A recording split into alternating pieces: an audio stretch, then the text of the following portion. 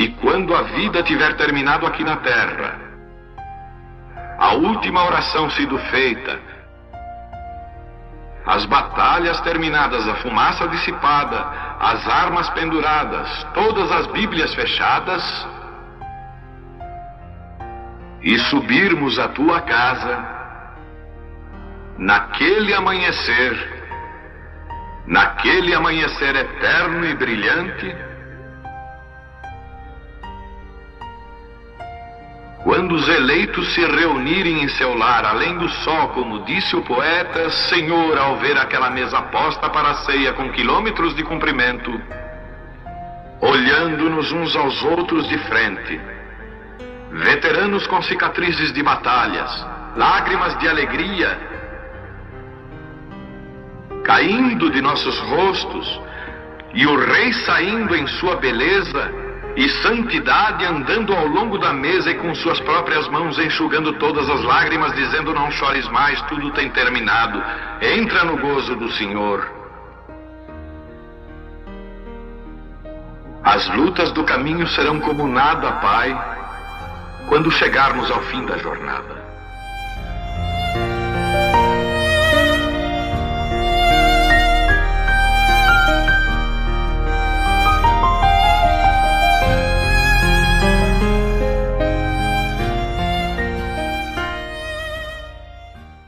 Deus abençoe.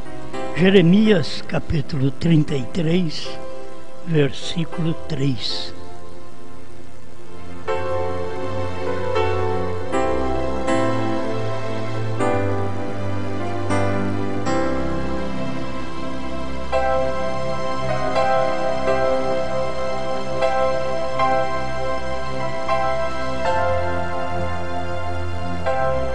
Jeremias 33, verso 3. Clama a mim, e responder-te-ei, e anunciar-te-ei coisas grandes e firmes que não sabes. Amado Senhor, temos mais uma vez a oportunidade de comentar sobre estas coisas secretas, e só o Senhor pode anunciá-las ao seu povo, pois é uma promessa sua e é o Senhor quem faz estas coisas pelo seu povo. Aqui estamos apenas para ser um instrumento nesta hora final, em nome de Jesus Cristo. Amém. Amém. Pode sentar. Várias coisas para comentar. Quero mais uma vez passar por uma mensagem que já foi muito falada sobre bebês pentecostais.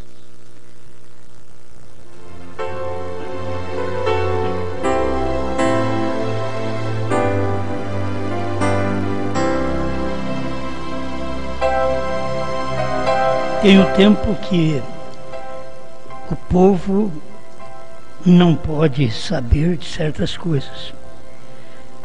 Assim que tem o tempo que a criança não deve saber. Depois tem o tempo de saber.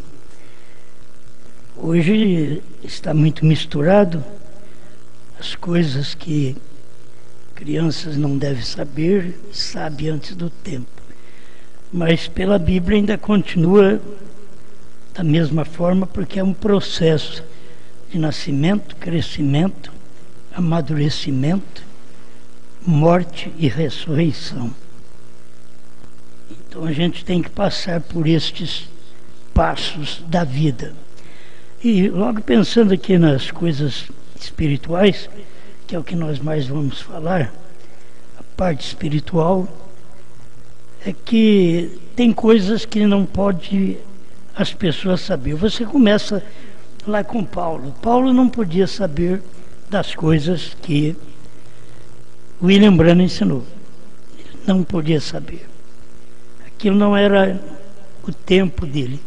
E foi ele quem pregou que a igreja ela é uma igreja menino, como a igreja de Corinto, que precisava de muita correção, e que as mulheres precisavam de correção, os homens, porque eram meninos.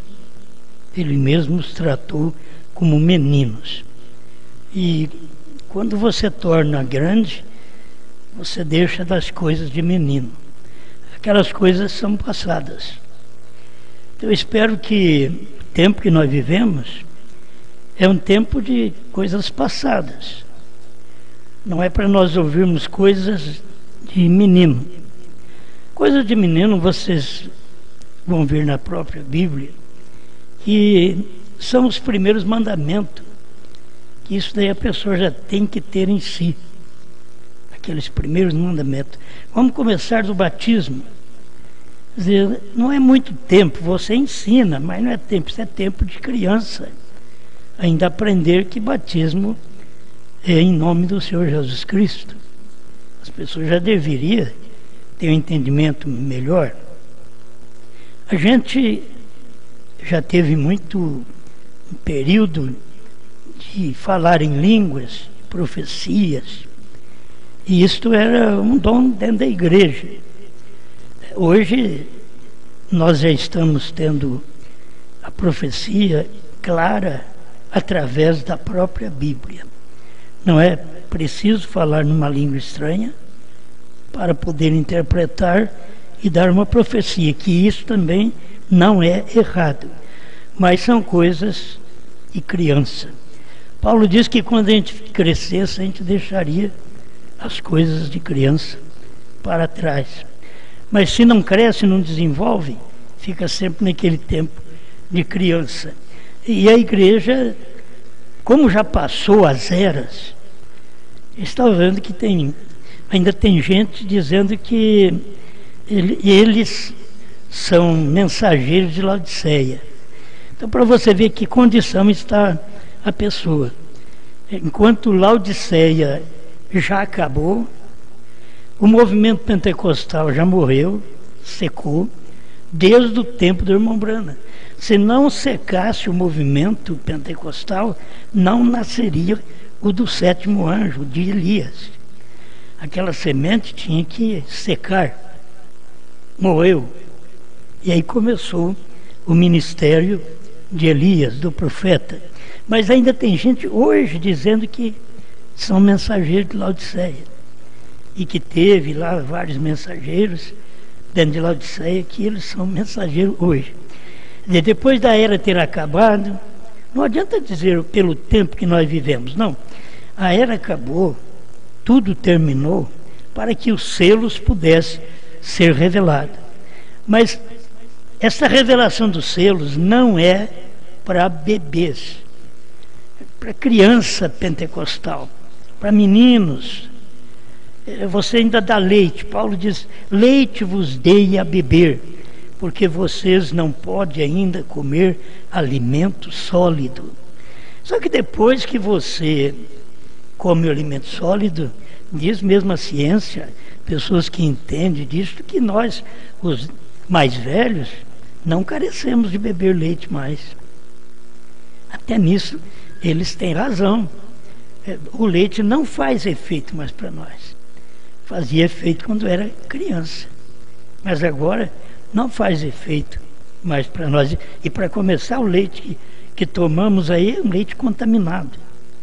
Tem até produto de defunto no leite. E aí muitas vezes a gente bebe geladinho, que gostoso. É que morre aos pouquinhos e a gente não tem pressa de morrer, então toma de vez em quando. Só que tem que saber que isso não faz bem mais para quem já está na idade que estamos, né? E também o leite correto mesmo seria o leite materno. E se fosse usar o real depois do leite materno, viria o leite puro mesmo, da vaca lá do curral, né? E não este que nós usamos neste século avançado nosso, que ele está cheio de contaminações. Mas como não serve mais para nada, só serve para matar, só serve para destruir, Quando você o toma, só serve para destruir sua própria saúde, certo? Mas estamos num tempo como comer a alimentação, a carne, o boi também, engordado através de vacinas, o frango, dentro de 45 dias, o que o caipira leva 6 meses, esse outro que nós comemos aí, dentro de 45 dias ele já fica pronto. E qualquer barulho que der perto dele, ele cai e morre, o coração explode. Porque ele não suporta barulho. E até onde ele é formado dentro de uma granja, em silêncio, e come dia e noite. Está parecendo o povo de agora, né? Come dia e noite. Eles põem uma luzinha lá, e aquela luz clareia a granja, e dia e noite ele come. Então, com 45 dias, ele já está pronto. Se ele soubesse que comer tanto assim, ele ia morrer mais depressa. É como nós, né? Se ele soubesse que comer demais, morreria mais depressa. Então, comeria menos. E assim, os frangos, né, para eles não tem como saber, certo? Eles são aves, não sabem. Agora, para nós não faz mais nenhum efeito. A gente vê que as pessoas estão querendo ressuscitar o movimento pentecostal quando Deus já passou por ele, já fez o que tinha que fazer, já operou as maravilhas, já falou em línguas, já curou enfermos, já expulsou demônios, já profetizou. E depois de profetizar dentro das eras, ele veio e trouxe um profeta que traz uma mensagem diferente daquele que profetiza dentro da igreja, certo? Esse dentro da igreja simplesmente é um dom carismático, que é que ele tem. Isso não quer dizer que ele é um profeta, como assim diz o Senhor, como é o verdadeiro profeta. Assim como nós, pastores, o irmão Brando diz que um pregador é um profeta, mas não é um profeta vidente. A divisão que tem que fazer, a separação nesses ofícios, é disso. É um pregador.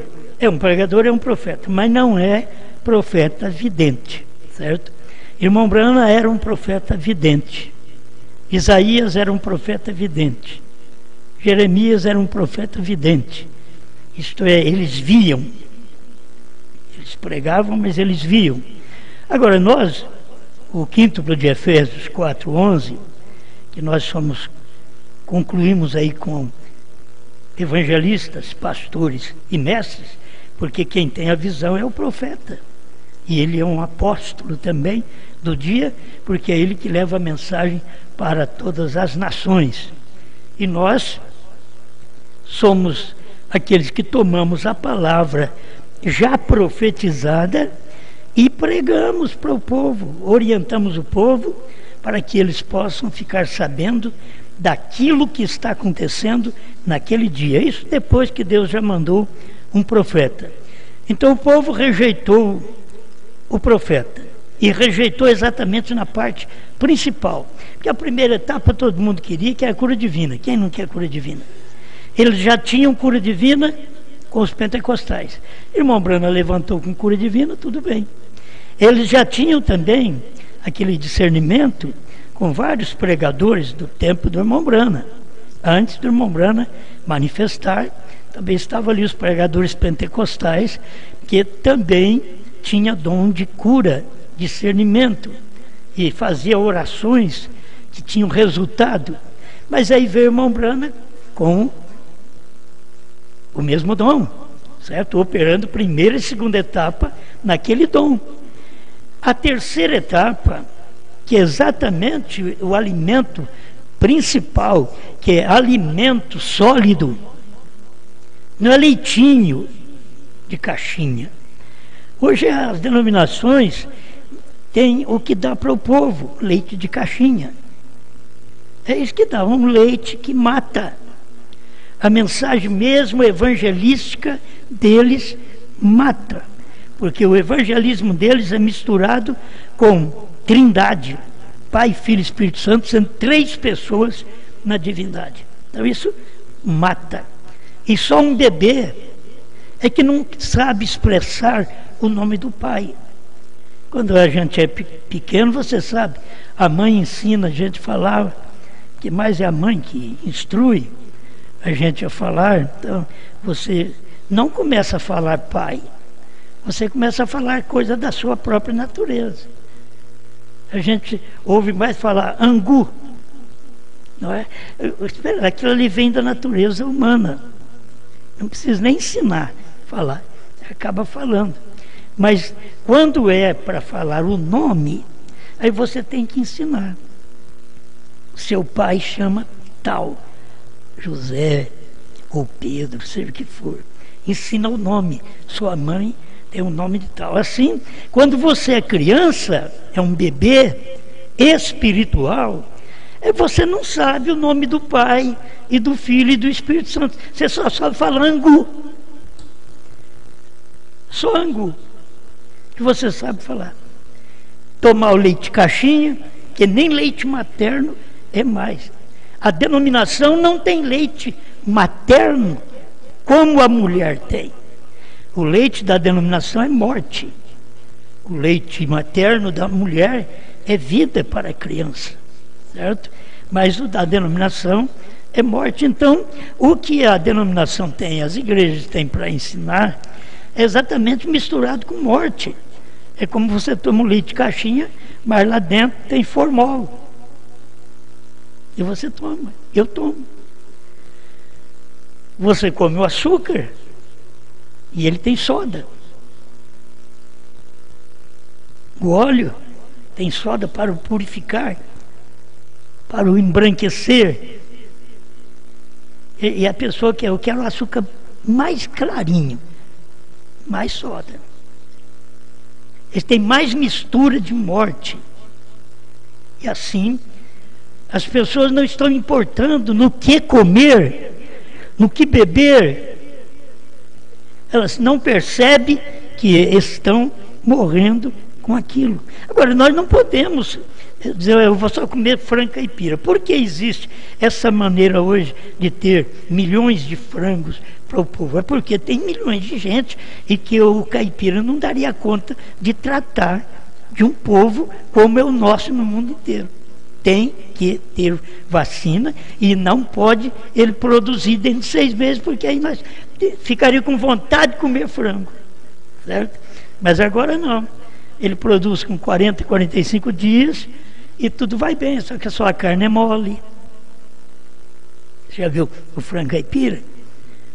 Talvez tenha que botar na panela de pressão uns 15 minutinhos. Mas esse outro, se ele vê pressão, já desmancha.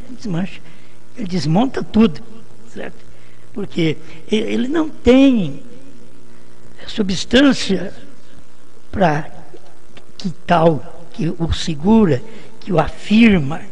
Ele não tem, aquilo ali é para desfazer logo. Nós comemos sua carne e ela acaba logo, não dá saúde, não.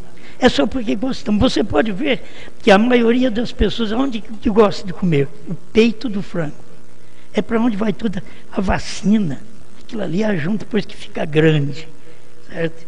E aí as pessoas vão lá e comem aquela carne branca. Me desculpe, mas temos que nem sabe fazer e o frango fica branco. E tem que saber fazer para o frango de granja ficar moreninho, bonitinho, né? Tem que queimar bastante uma cebola, cabeças de cebola, queimar bem, e aí depois você refoga. Eu vou ensinar a culinária para você, né? É o Padre Nosso pro vigário, né? Aí fala assim, mas o Papa tem direito. Então, a gente tem que ver. Eu já fui comer frango em certos lugares. Quando eu peguei no frango, estava escorrendo uma aguinha de sangue. Quer dizer, a dona de casa não sabia fazer. Ela era nova naquele tempo. Não sabia fazer. E já deve fazer mais ou menos uns 30 e tantos anos. Então, não sabia fazer naquele tempo. Hoje você tem que sair desta capacidade que tem uma criança. Você tem que ter evoluído, você tem que ter crescido, você tem que ter sido já um jovem, um adolescente, e você tem que ser maduro, certo? Tem que já ter sua idade madura na fé, Você não pode querer ser tratado só com leite.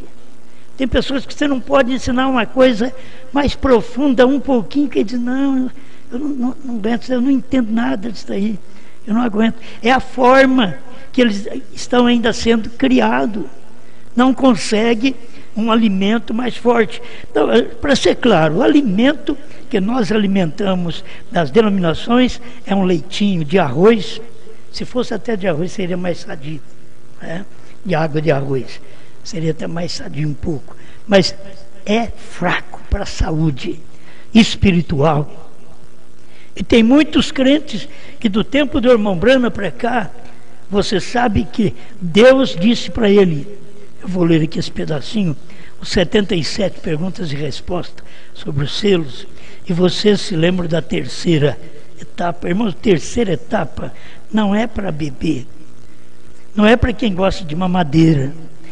Terceira etapa não é para quem é criança na igreja de Corinto. Terceira etapa é alimento sólido. Aqui está, e você se lembra da terceira puxada? Ele disse, não diga a ninguém.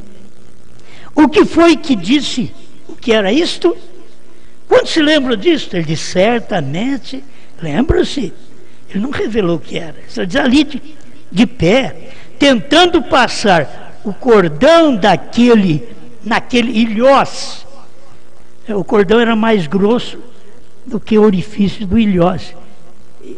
Na visão, o irmão Branco está tentando passar o cordão e desfiou tudo e não passava. Aí, naquele sapatinho na visão, e ele disse, não se pode ensinar coisas sobrenaturais a bebês pentecostais. Agora você sabe que a fé vem por ouvir, e o cordão tem que entrar pelo ouvido.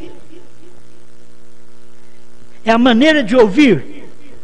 Eles têm que ouvir, mas se não tem capacidade para poder ouvir, a gente tenta colocar esse cordão da terceira puxada no ouvido dos irmãos, das irmãs, e só desfia. Aquilo não entra. As pessoas não percebem o que é aquilo, que o próprio ouvir delas está desfigurando aquele cordão que é a terceira puxada. A terceira puxada não é para bebês. Então tem gente dentro da mensagem que são bebês pentecostais, eles vieram dos pentecostais. Tem bebês dentro da mensagem que são bebês batistas, eles vieram da Batista. Tem bebês dentro da mensagem que são bebês da Metodista e assim por diante. Eles vieram de lá. Então, eles continuam dentro da mensagem, mas são bebês no tempo do irmão Brana, dentro da igreja do irmão Brana, no ministério do irmão Brana. Deus disse para ele, não diga nada, não ensine essas coisas, não diga a ninguém. É verdade? É, mas não adianta você falar a verdade para criança. Aquilo é forte demais, ela não tem capacidade para aquilo. Tem que chegar a uma certa idade, um certo grau espiritual, cada um de nós, para podermos ouvir coisas espirituais. Se não somos espirituais, quando ouvimos coisas espirituais, nós não entendemos. Não entendemos as coisas espirituais porque somos carnais, somos naturais. E por isso Deus diz para ele, aquela voz diz, não podes ensinar bebês pentecostais coisas sobrenaturais. 7º selo, 298. E a gente prossegue aqui ainda para mim ir além e não demorar muito com vocês, mas para ver se nós já saímos desse grau de bebê. Eu vou na igreja, mas eu não entendo a pregação. Eu escuto, sempre escuto, mas não estou entendendo. Sou bebê ainda, sou criança ainda, sou uma adolescente. Eu vou na igreja, mas eu estou dando trabalho Quem é que dá trabalho? É uma criança, é um adolescente, é o que dá um trabalho. Aí, quando a pessoa já passa daquele grau de criança, de adolescente, e vai para responsabilidade, a coisa muda. As pessoas não querem que você repreenda. Você repreende uma criança, perde outros. É criança, mas um grande não pode. Certo? Um grande não pode. Ainda que Paulo disse que era para repreender diante dos outros, para que ele se emende de vida. Paulo falou. Mas não é bom a gente querer corrigir, repreender alguma pessoa por nome diante do público. Certo? Muitas vezes a repreensão vem, mas é uma repreensão anônima. Então, quem está precisando daquela repreensão, capta. Aquilo é para você. Como disse, serviu para você, então ponha. Certo? Aí, o irmão Brana continua ainda aqui, suas infalíveis palavras de promessa, pregada em 64. Parágrafo 62. Agora, quantos se recordam que ele prometeu que isso continuaria? E há, não muito tempo atrás, por uma visão, ele prometeu sobre aquela puxada daquela fila. Disse: você não pode ensinar a bebês pentecostais coisas sobrenaturais. Irmãos, vocês pensam que é fácil um homem maduro como o irmão Brana, como um profeta, que recebia de Deus coisas sobrenaturais, não poder dar coisas sobrenaturais para as pessoas, porque elas eram bebês, elas não entenderiam aquela pregação. E se vocês notarem, depois do ano de 64, 65, eu tenho registrado aqui, até o ano de 63, irmão Brana estava aguardando a terceira puxada. Mas quando você vê depois de 64, 65, irmão Brana já viu o que era.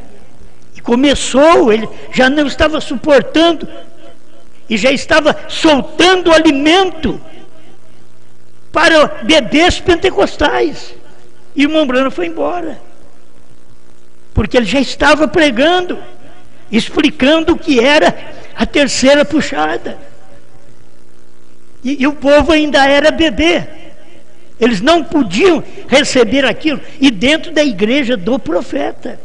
Você pode ver que toda a visão que o irmão Brana teve, até a visão da noiva, irmão Brana teve, e a visão da noiva da América, era uma vergonha. Ela estava despida. Ela parecia uma bruxa. E o irmão Brana dizer uma coisa vergonhosa dessa, que nós estamos preparando para o Senhor. Aí Deus disse: ela vai passar outra vez.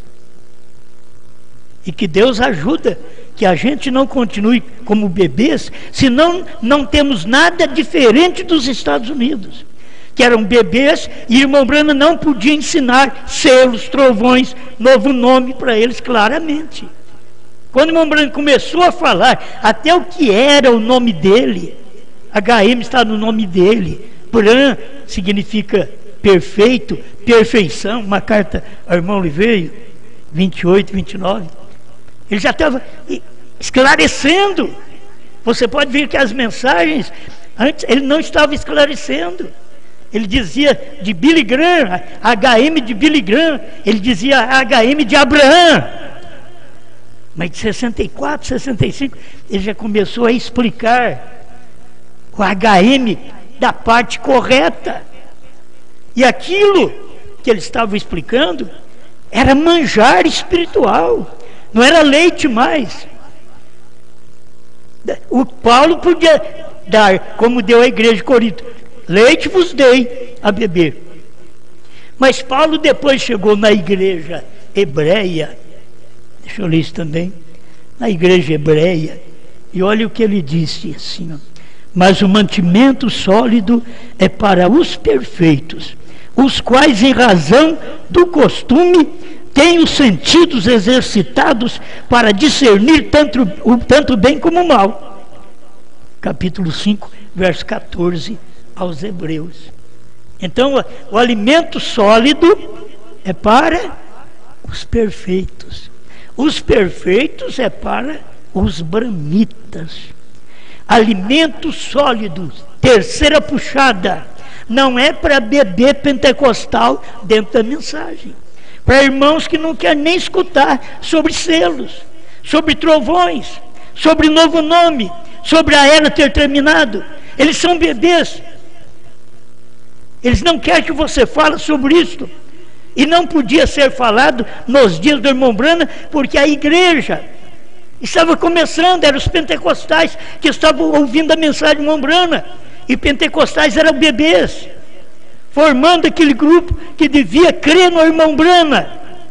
Mas eles não conseguiram comer a mensagem, o manjar que o irmão Branham deu para eles na revelação dos 7 selos. Eles não conseguiram. 18 de março em diante, que o irmão Branham pregou em 63, a terceira puxada, Deus ainda corrigiu ele. Falou: você não tenta falar para os bebês pentecostais que não vai dar certo. Você já viu que na visão que eu te dei, a terceira puxada é exatamente esse cordão grosso, que eles têm que ter audição própria para poder entrar. Talvez entra a cura, entra a salvação, entra perdão, mas não entra a revelação. É um cordão grosso, a terceira puxada, e desfia tudo. Você pega no natural aí, pega um cordão grosso e vai enfiar num tênis seu aí. Pega um cordão que é grosso, é acima do orifício do tênis. Assim é a mensagem da terceira puxada. Ela é acima da audição pentecostal. Se os irmãos estão dentro da mensagem, mas são bebês pentecostais, são bebês dentro da mensagem, bebês batistas, bebês metodistas, que estão dentro da mensagem, eles não cresceram, eles não desenvolveram dentro da mensagem. Estou falando, não estou falando deles lá fora agora, estou falando deles dentro da mensagem, porque a terceira etapa, as pregações que tem que ser feitas agora, é para poder entrar. E você tem que ter orifício, buraco suficiente de ouvido. Aqueles que têm ouvido, ouça. Capacidade espiritual de ouvir, para isso penetrar e surtir efeito. Senão fica tudo bambo, é como o seu tênis, fica tudo bambo, sai do pé. Você não pôs o cadastro suficiente. E se você não tiver a terceira etapa e não suportar a terceira puxada, é como uma criança, é como um bebê. E nós estamos aqui dentro da mensagem, meus irmãos, eu estou já há 50 anos pregando dentro desta mensagem. Há 50 anos, não podemos ser bebês mais. Passamos todo esse tempo de bebês, de crianças, de adolescente. Estamos num tempo de amadurecimento completo. Já está na hora da colheita. Tem hora que não vai dar tempo nem de você amadurecer mais. É tempo de colheita. Nenhum avivamento, nenhum sol, nada faz bem, porque já está maduro o grão. Você tem que colher. É isso que a igreja está chegando a este ponto. Ela tem que estar perfeita para que Deus possa acolher e levar no rapto, porque é semente. A semente dos Estados Unidos não foi colhida naquele dia e já deu rapto. Não, ela simplesmente foi para a sepultura. Ela não foi colhida para o rapto. Nós estamos aqui no tempo final. Esta é o tempo da colheita para o rapto. No tempo do irmão Branham, eles estavam amadurecendo, e o irmão Branham pregou tempo de colheita. Tempo de colheita é para grão maduro. Você já notou aquele grão de feijão, aquele grão de arroz, aquele grão de trigo, e aquele grão de milho lá dentro da palha? Aquilo é fraquíssimo. Você não pode colher antes, tem que esperar ele granar, criar massa.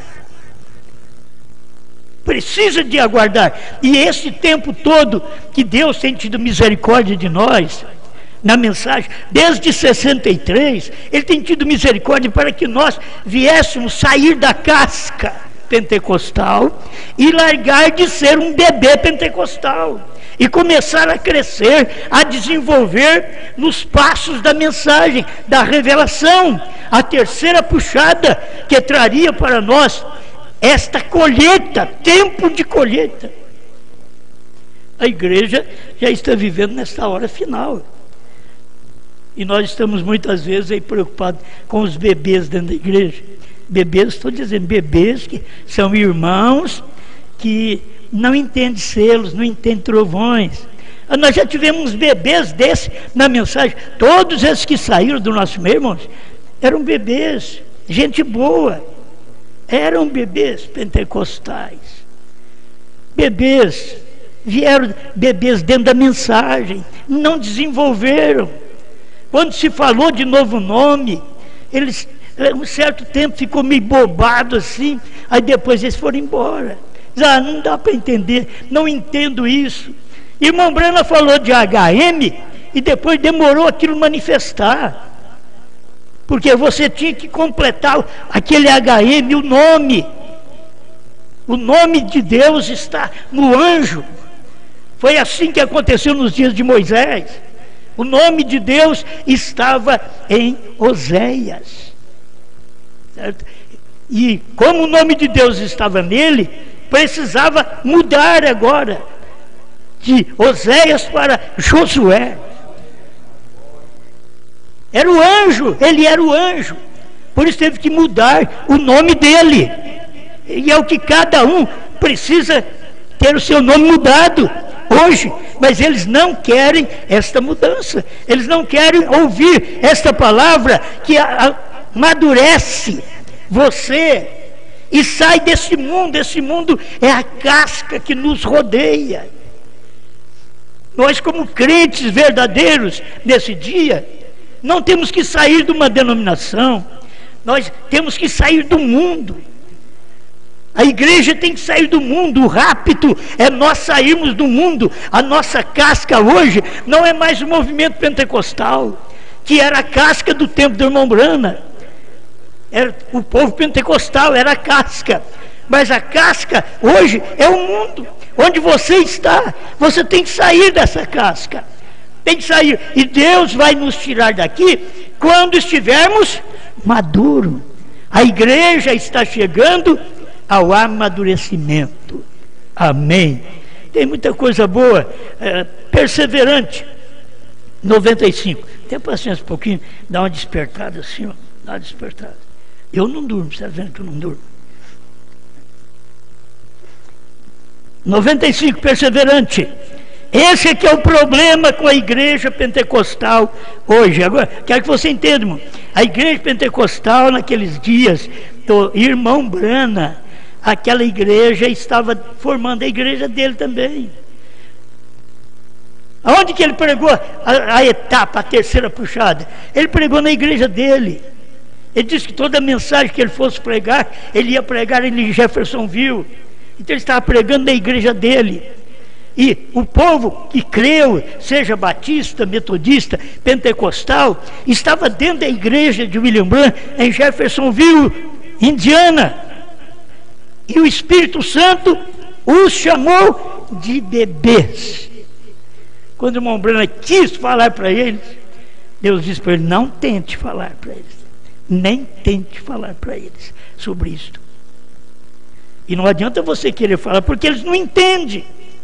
Ou você toma uma pessoa pentecostal, você fala para eles: Pai, Filho, Espírito Santo, meu irmão. Não é nome. Eles não entendem. Tem hora que você pega um indivíduo estudado. Então você é estudado, você é formado. E você sabe que Pai não é nome, Filho não é nome, Espírito Santo não é nome. Mas tem um nome só: Senhor Jesus Cristo.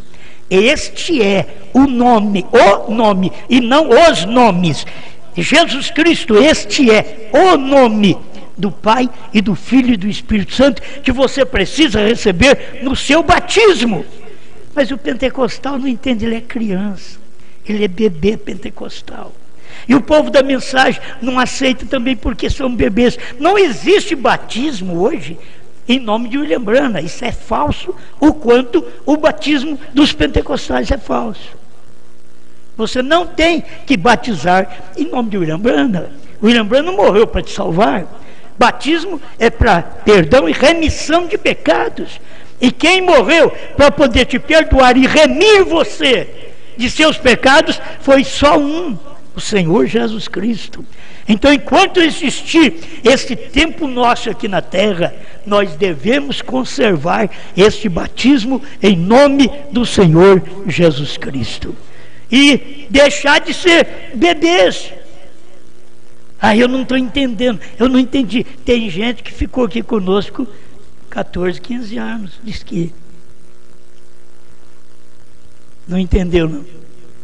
E por isso está hoje lá atrás, voltar ao coxo, lá atrás, onde eles mesmos disseram aquilo não é alimento, voltar a comer aquilo que não era alimento mais.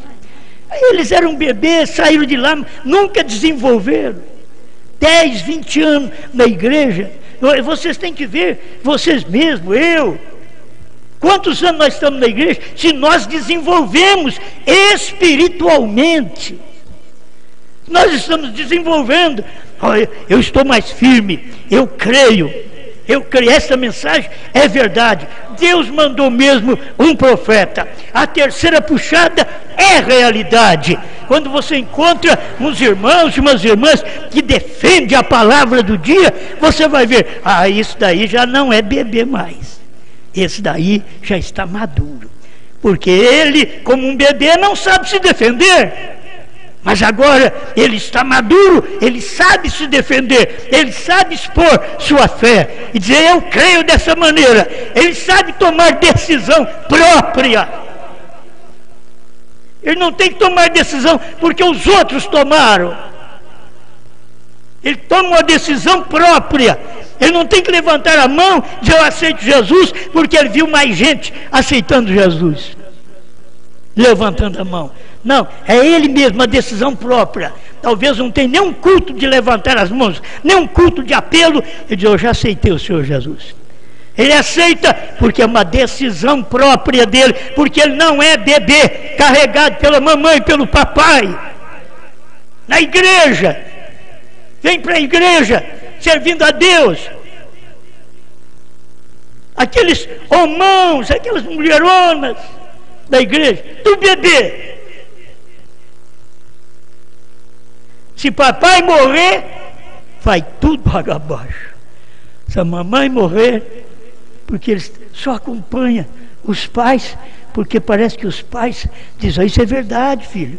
Mas agora vocês têm que saber, depois que vocês têm seus 12, 15, 18 anos, vocês já têm que ter decisão própria. Eu creio nessa mensagem porque eu fui revelado de que ela é verdade. Eu não estou na mensagem por causa do papai, da mamãe. Assim como você vai casar, vai namorar, você não vai namorar por causa do papai, da mamãe. Você vai namorar porque você tem decisão própria, tem juízo próprio, e não é o juízo do seu pai, nem da sua mãe, que vai fazer você ir para frente, ter uma boa decisão, mas é você que se capacitou. Tem juízo próprio, tem capacidade própria. Tem crente que fica na igreja a vida inteira e não tem capacidade de decidir para com Deus. Tem moço e moça que eles ficam na igreja a vida toda, eles não têm capacidade de uma decisão, porque estão esperando o papai. Eu quero saber o que o papai fala, o que a mamãe fala. Não é mais papai e mamãe. Papai e mamãe, quando eu era bebê, que eles me embalavam. Agora não sou mais bebê. Agora eu cresci, estou maduro. Agora eu faço minha escolha. Não é papai de primeiro, eram os pais que escolhiam os namorados e as namoradas. Lá no Velho Testamento. E tem gente que ainda é assim, mas é errado. Você tem que escolher, você própria tem que escolher, ainda que machuque o coração do seu pai, da sua mãe. Mas você, moça, tem que escolher o que você deseja, porque você deve ter capacidade. Você, rapaz, tem que ter capacidade, hombridade de uma escolha. Não é perguntar para o papai ou para a mamãe? Quando é que vamos amadurecer? Vocês têm que ter capacidade espiritual. Porque eu estou nessa igreja, porque eu creio nesse ministério, porque eu venho nesses cultos, há algo dentro de mim que diz, isto é verdade. Você tem que dizer, por que eu vou casar com esse rapaz? Ô pai, é porque eu gosto dele, eu amo ele. Mas é perigoso ele ser um pé de cana. Não, papai, deixa, eu vou chupar o açúcar. Não é o papai, é a mamãe que vai dizer, você não vai casar com essa moça. Ah, bebezão. E tem uns que chamam, você me desculpa, tem uns que eles ainda chamam assim, o bebê da mamãe. Ah, quando esse indivíduo vai amadurecer, o bebê do papai, o bebê da mamãe, eles têm que ter. Eu estou te falando uma coisa que se você não aplicar na sua vida, você está errado. Desde moço, moça, pai, mãe, que atrapalham os filhos, vocês são errados. Vocês têm que deixar eles escolherem. Eles têm experiência própria, eles têm capacidade própria de escolha. Isso é Bíblia. Fomos criados de livre-arbítrio, não com o arbítrio do meu pai e da minha mãe. Com o meu arbítrio, eu faço minha escolha. Eu posso pedir um conselho, mas olha, é a minha escolha, meu pai, é esse daqui. Minha mãe, a minha escolha é essa daqui. A minha escolha, meus irmãos, é essa mensagem, é essa terceira puxada, é minha escolha. Eu não escolho essa mensagem porque o Osmar me força. Eu tenho capacidade espiritual de fazer a minha escolha. Muda de vida, gente. Larga de ser bebê. Mocinhas bebezonas, mocinhos bebezões. Já tem idade, tem mais de 18 anos. É tempo de você saber fazer uma escolha e pagar o preço pela escolha que você fez, como todos nós. Não vamos tirar nós de fora, não. Como todos nós pagamos o preço de nossa escolha. Amém? Eu não estou bravo. É uma realidade que você trabalha com as pessoas e elas não desenvolvem. Fica esse o bebezinho do papai e da mamãe, certo? Não é não. Você tem que ter escolha própria. Se você não sair dessa casca de pai e mãe, você nunca vai funcionar. Você nunca vai ter responsabilidade de dizer, eu escolhi.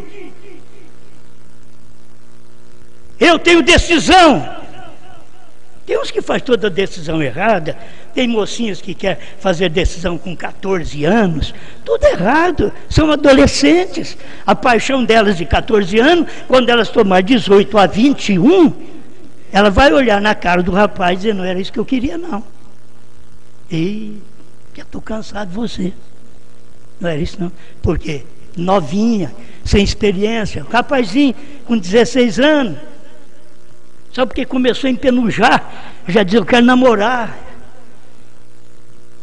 Você quer namorar? Como é que vai a sua vida? Namorar é fácil, namorar é bom.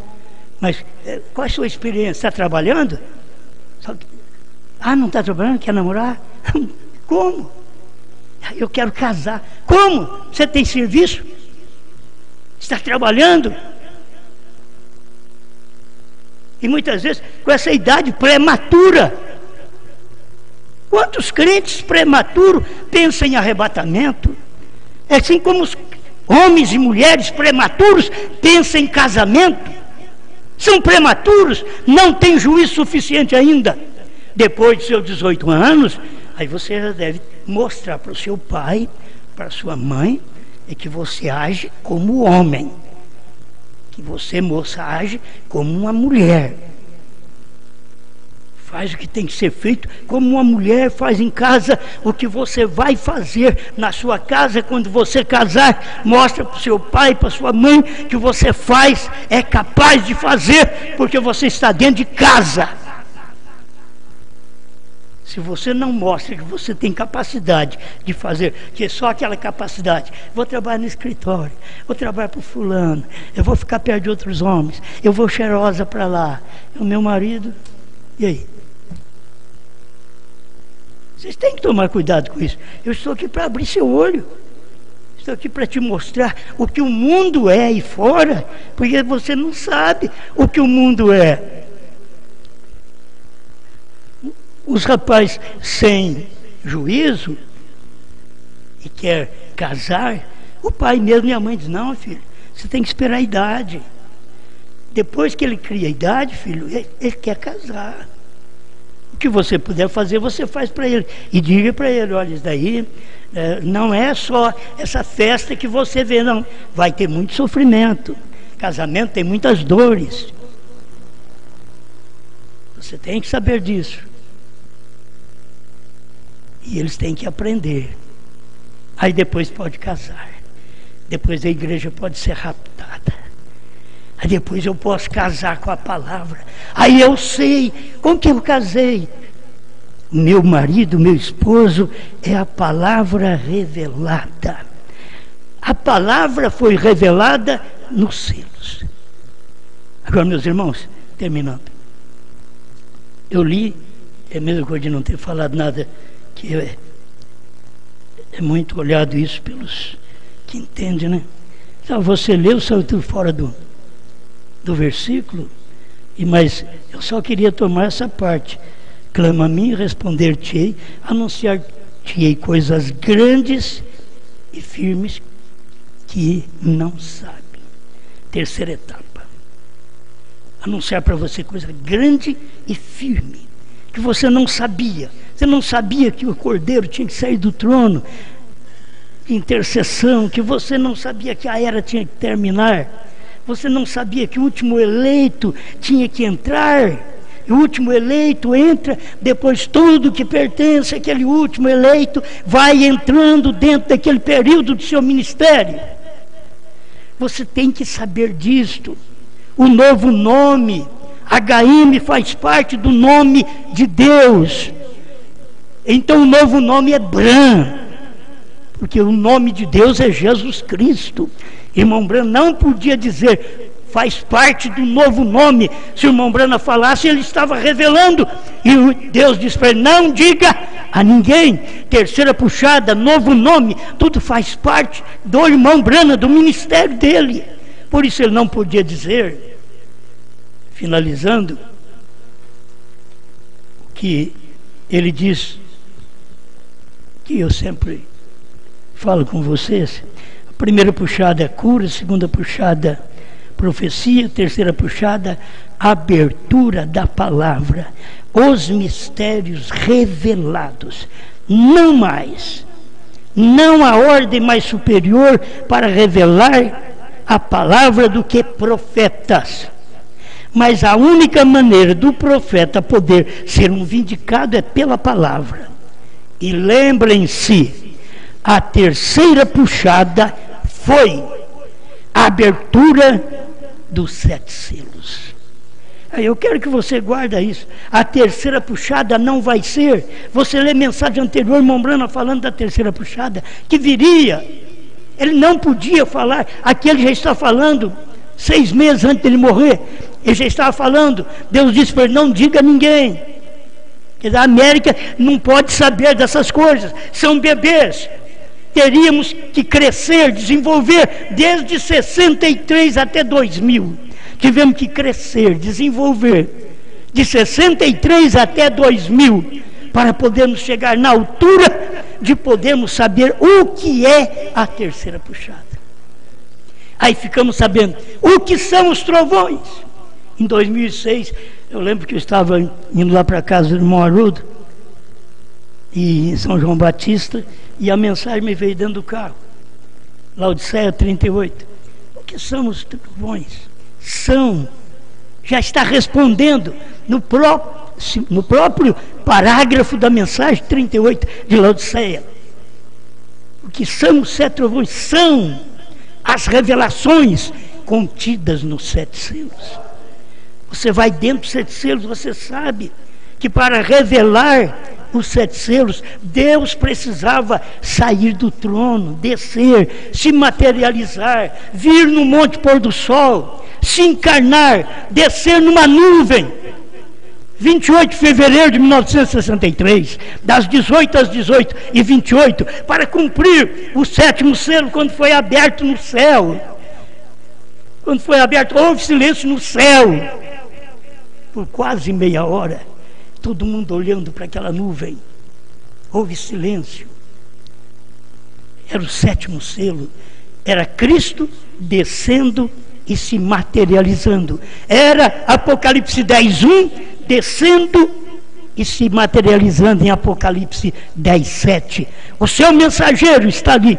O 7º anjo está na terra no tempo da sua vinda.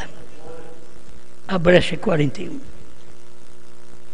Pai, te agradecemos, Senhor, porque essas coisas são tudo simples, batemos sempre nelas, mas é alimento que nós queremos comer, Senhor, e mostrar que verdadeiramente nós temos capacidade espiritual de responder para nós mesmos, por nós mesmos.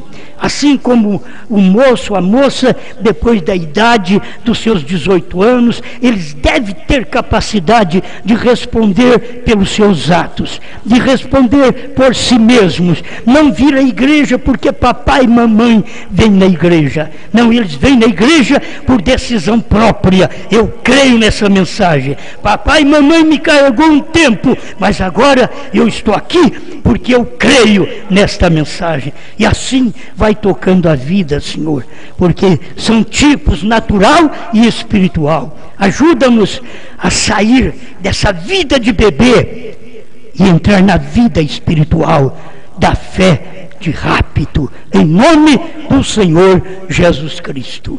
Amém, Senhor. Amém.